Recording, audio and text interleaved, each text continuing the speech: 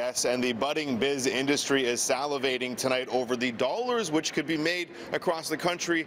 And here in Toronto, we're joined by former MPP George Smitherman. You're on the board of a marijuana company right now as well. When it comes to things, let's start with tourism. You know, could we see this as a multi-million-dollar boon for Toronto, and are we prepared for it? Well, I think that to the extent that the distribution model allows people to come and buy a variety of marijuanas at reasonable price, and to the extent that's not available where they live, yes, people might be attracted to do that. Just like early gay weddings, you know, people came across the border to do it. I think the market is big, and I think that the potential for it to reach many, many billions is clearly there.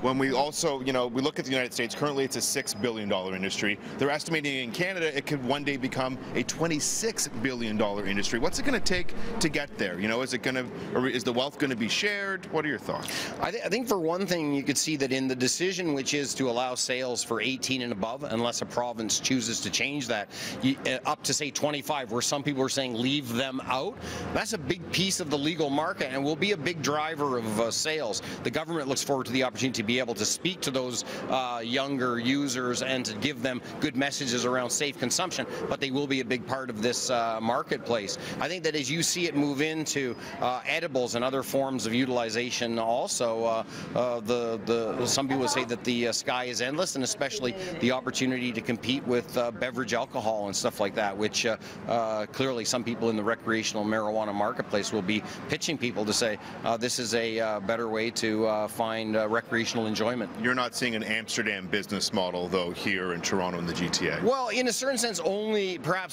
because it's becoming less unique, because more and more jurisdictions have it, and because in the grand old Canadian way, I really don't expect that people are going to be promoting storefront marijuana cafes and the like, which obviously were part and parcel of the culture that people came to know about in Amsterdam. So I think that will be relatively more limited. Across Canada, you're going to have reasonable access, presumably, and in more places in the United States, people are also gaining access also. So a lot of questions, though, a lot of people waiting to see exactly how it's going to roll out here in Toronto and across the province. I think the exciting questions are at the distribution level. The dispensaries are popular, even though they're selling marijuana, which is entirely illegal, but a lot of people have voted with their feet to say, we like this form of distribution. In Ontario, they said LCBO light, and people said, not so fast. So I think the real interesting questions to be settled, and big economic matters around that too, is who's involved in the distribution, who gets the opportunity to profit from the act of distributing recreational legal marijuana.